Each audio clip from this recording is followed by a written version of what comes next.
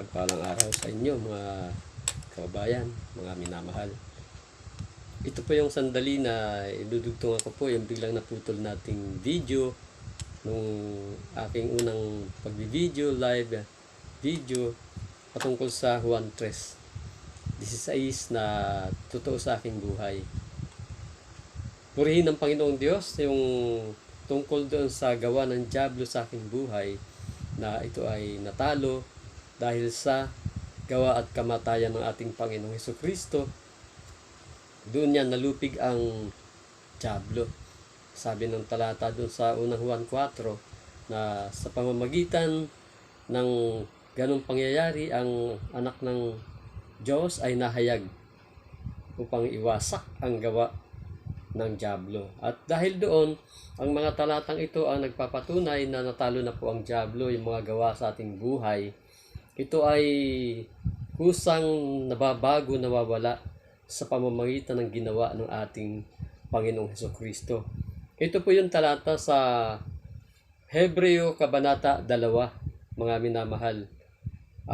Sabi rito sa talatang 14, dahil sa ang mga anak ay may mga bahagi sa laman at dugo, siya na may gayon ding nakabahagi sa mga ito, upang sa pamamagitan ng kamatayan ay kanyang malipol. Malipol yaong may paghahari sa kamatayan, sa makatwid ay ang dyablo. Yun po, natalo na po ng Panginoon ang dyablo. Nung kasi nagkasala ang ating mga unang magulang na sina Eva at si Adan, ating mga unang magulang ay nabihag tayo. Lahat ng tao na isisilang ay napasailalim sa sumpa ng kasalanan. At mula naman noon hanggang sa panahon ng Panginoong Hesus, lahat ng tao noon ay nakailalim sa sumpa. At nang dumating ang ating Panginoong Hesus, ito na yung nangyari na ang lahat naman ay lalaya at lumaya na. Ngayon, kailangan lang pumalaman ng tao na siya ay malaya na. Yun nga yung Juan 3:16 na buhay sa bawat tao, maging sa aking buhay, sapagkat ang ginawa ng ating Panginoong Hesus na kamatayan sa krus at sa pagkabuhay niyang maguli, naging tagumpay po ito sa lahat ng magiging mananampalataya. At kasama po tayo roon. Yung mga pagkakabihag sa atin ng dyablo or sa ating naging alipin tayo mula ng isilang tayo dahil sa kasalanan ng ating mga unang magulang, ito ay nakakalas sa sandaling malaman natin na ang Panginoon Hesus ay namatay para sa ating kasalanan at muling nabuhay. Ito yung patunay noon. Tingnan natin mga minamahal yung talata tungkol sa nabanggit ko. Unang Korinto 15, Kabanata 15 mula 1 hanggang 4. Ngayon ipinatatalas sa inyo mga kapatid, ang ebanghelyo na sa inyo ay aking ipinangaral na inyo namang tinanggap, na siya namang inyong pinananatilihan. Sa pamamagitan naman ito'y ligtas kayo kung matyaga ninyong iingatan ang salitang ipinangaral ko sa inyo, maliban na kung kayo'y magsipanampalataya ng walang kabuluhan. 3, sapagkat ibinigay ko sa inyo una sa lahat ang akin namang tinanggap na si Kristo ay namatay dahil sa ating mga kasalanan ayon sa mga kasulatan. 4, at siya'y nilibing at siya'y muling binuhay na ikatlong araw ayon sa mga kasulatan. Ito po yung ginawa ng ating Panginoong Hesus na pagsasakripisyo, paghahandog ng kanyang sarili para po tayo ay matubos. Sabi rito, ayon sa mga kasulatan, dahil sa ating mga kasalanan, ang kanyang kamatayan sa krus. Yun po ang pinantubos ng kanyang sariling buhay at tayo ay nagkamit ng kapatawaran. At binibigyan tayo ng karapatan kapag ating tinanggap ang Panginoong Hesus bilang ating Panginoon tagapagligtas, karapatan na maging mga anak ng Diyos. Ito naman yung Juan Kabanata 1, talatang 12. Sa maikling paliwanag na ito, makita natin liliwanag po ang talatang Juan.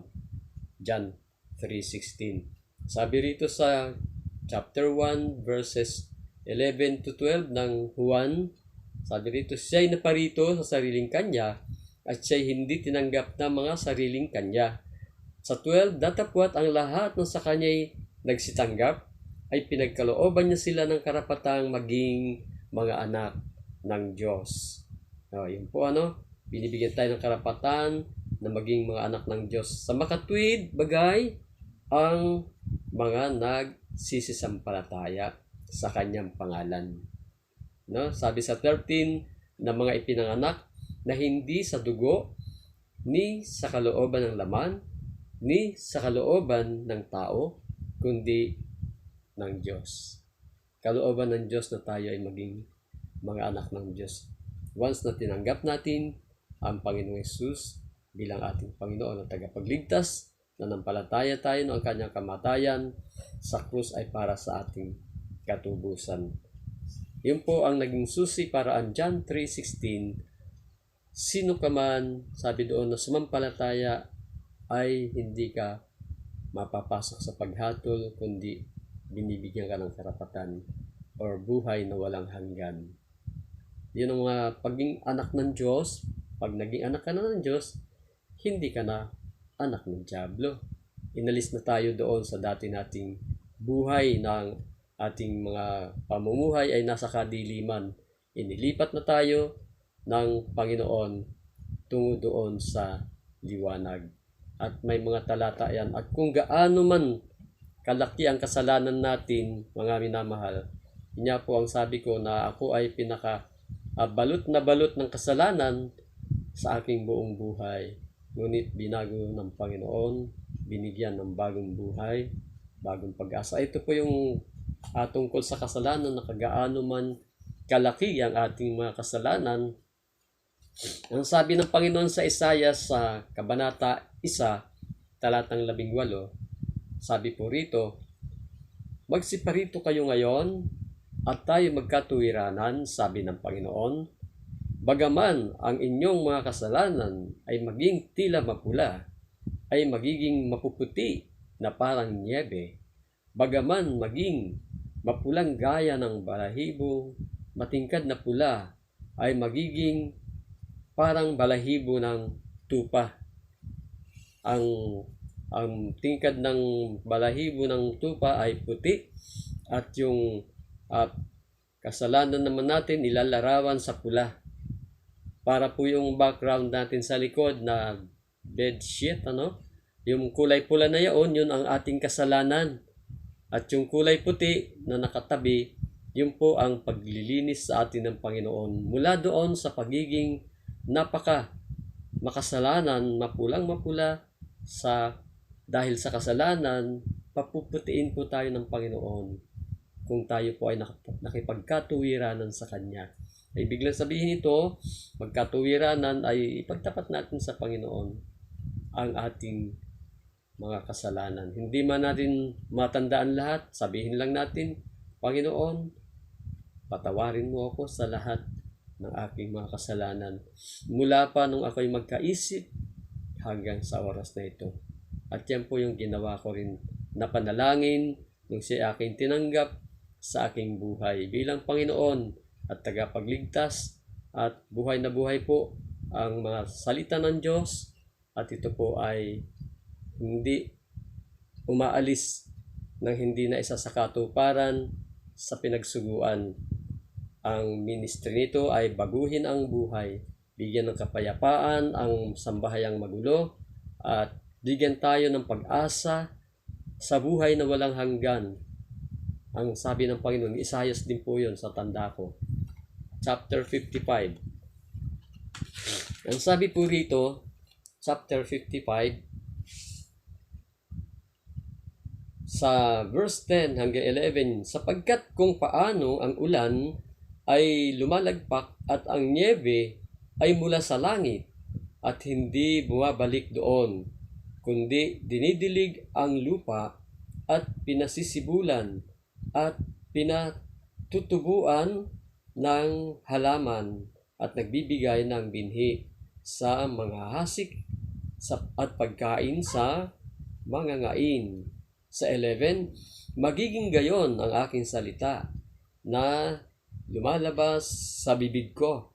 Hindi babalik sa akin na walang bunga, kundi gaganap ng kinalulugdan ko at giginhawa sa bagay na aking pinagsuguan. Ito po yung tungkol doon sa salita ng Panginoon na kapag narinig natin, pinabasa natin, ito ay nagmi-ministry sa ating buhay. Gumagawa para tayo ay baguhin. Kaya nga ang tawag dito sa chapter 6 ng Efeso, Gospel of Peace. No? Handa daw tayo magdala ng gospel, ebanghelyo ng kapayapaan. At ito ang bumubuo ng ating mga sambahayan. Ang Juan or 3:16 ng John 3:16, napakadakilang pag-ibig ng Diyos. Kaya sabi doon, gayon na lamang ang pag-ibig ng Diyos sa sanglibutan. Ibinigay niya ang kanyang bugtong na anak upang ang sinumang sa kanya'y sumampalataya ay huwag mapahamak, kundi magkaroon ng buhay na walang hanggan. Sino ka man kaibigan, gaano ka man makasalanan, ang pag-ibig ng Diyos sa iyo, sa atin, ay walang sukat. Sabi nga nung narinig natin, ang kasalanan humay kasinlaki ng barko, ang pag-ibig ng Diyos, kasinluwang naman ng karagatan. Ano po? Ito ang dakilang pag-ibig ng Diyos, binigay kanyang kaisa-isang anak. No? Binigay lang, walang bayad. Hindi ito nababayaran. Upang ang sino man, maging bata siya, babae, lalaki, makasalanan siya, ibang lahi siya, anumang lahi, walang pinipili ang Panginoon. Hindi siya nagtatangi, sino mang sumampalataya, bukod tangi, kailangan lang manampalataya tayo. Sampalatayanan natin ang Panginoong Hesus na siya'y namatay sa krus para sa ating kasalanan, katubusan. At sabi doon, hindi ka na hahatulan. Bagkos, bibigyan tayo ng buhay na walang hanggan. Ito ang kahulugan ng John 3:16 sa aking buhay at buhay na patutuo ko. Na binago ako ng Panginoon, hindi sa ako'y mabuti, mabait, at ako'y walang kakayahang baguhin ng aking sarili. Marami nang dumaang taon sa aking buhay na New Year's resolution na tinatawag, ngunit hanggang 1 buwan, 2 buwan, ganun lang po at bumabalik din sa dati.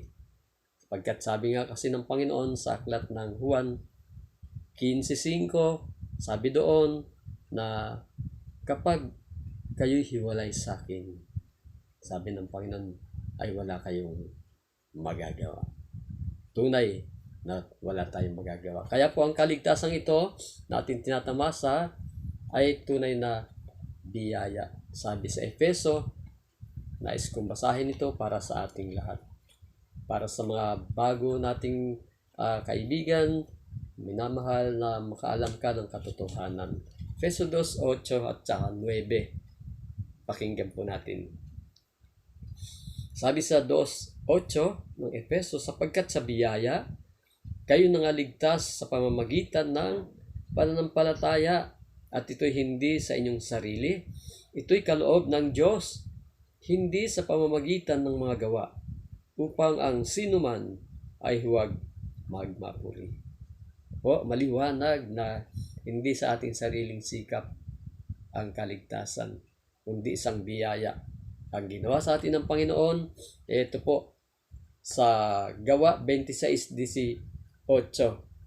Sabi kay San Pablo ng Panginoong Hesus, upang idilat mo ang kanilang mga mata, upang sila'y mga balik sa ilaw, mula sa kadiliman at mula sa kapangyarihan ni Satanas, hanggang sa Diyos, upang sila'y magsitanggap ng kapatawaran ng mga kasalanan at ng mga mana ng kasamahan ng mga pinapaging banal sa pamamagitan ng pananampalataya sa akin, sabi ng Panginoong Hesus. Tayo po ay nasa kadiliman at tayo ibinalik mula sa kadiliman patungo sa liwanag ng kapatawaran ng kasalanan. Liwanag sa kaharian ng kanyang anak. Yun na po, nilipat na po tayo. Kaya po, tayo ay nakalaya na doon sa sumpa ng kasalanan once na tinanggap mo ang Panginoong Hesus sa buhay mo. At ang huling talatang babasahin ko, mag-pray tayo.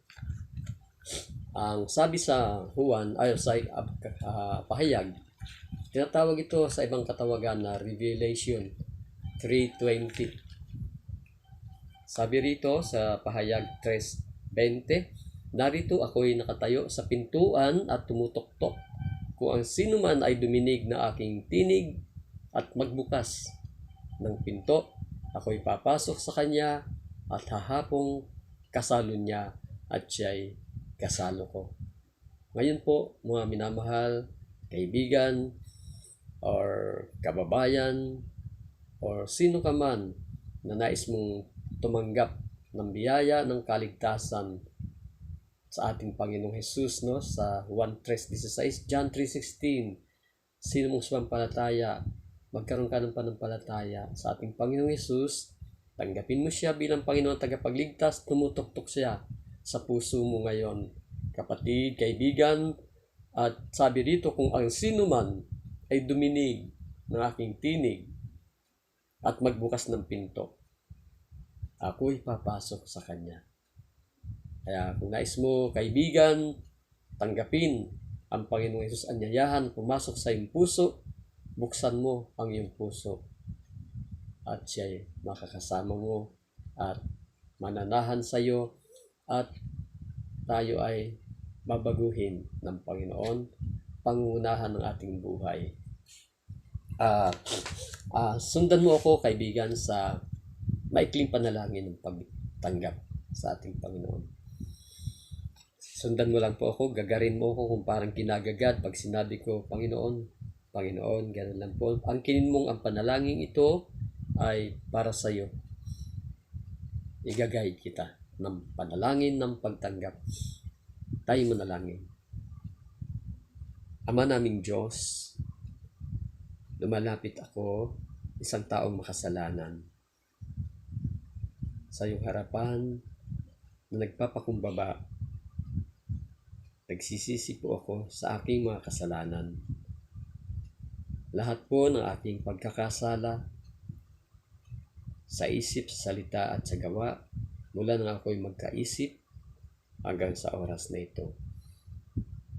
Naintindihan ko po at narinig ang salita mo, Panginoon, na kung magkatuwiranan tayo, ipapahayag ko ang aking mga kasalanan, gaano man ito kapula, o Panginoon Diyos. Sabi mo po, iyo pong papuputiin gaya ng balahibo ng tupa. Amang banal, patawarin po ako sa lahat ng aking mga pagkakasala. Simula pa noong ako'y maging bata, hanggang ngayong magkaisip na ako sa gulang kong ito. Patawad po, Amang banal. At binubuksan ko po ang aking puso. Tinatanggap ko po ang Panginoong Hesus. Pinapapasok ko po siya bilang aking Panginoon at tagapagligtas. Salamat po, Ama. At pangunahan niyo po, Panginoong Hesus, ang aking buhay mula ngayon upang maiayos mo po ang aking sirang buhay. Salamat po sa pangako mo na buhay na walang hanggan sa lahat ng tatanggap sa iyo bilang Panginoon at tagapagligtas. Isang karapatan ng pagiging anak ng Diyos. Salamat po, Amang banal, sa iyong pag-ibig na walang katulad. Ito po ang aking dalangin, Ama, sa ngalan ng iyong anak na aking Panginoong Hesus. Amen. Ngayon, kaibigan, kapatid, Congrats, ito ang gawin mong petsa ng iyong bagong buhay kung tinanggap mo ang ating Panginoong Hesus. Ipagpipray kita, purihin ka amang banal sa dakilang araw na ginawa mo sa aming mga kaibigan na nakinig at tumanggap din po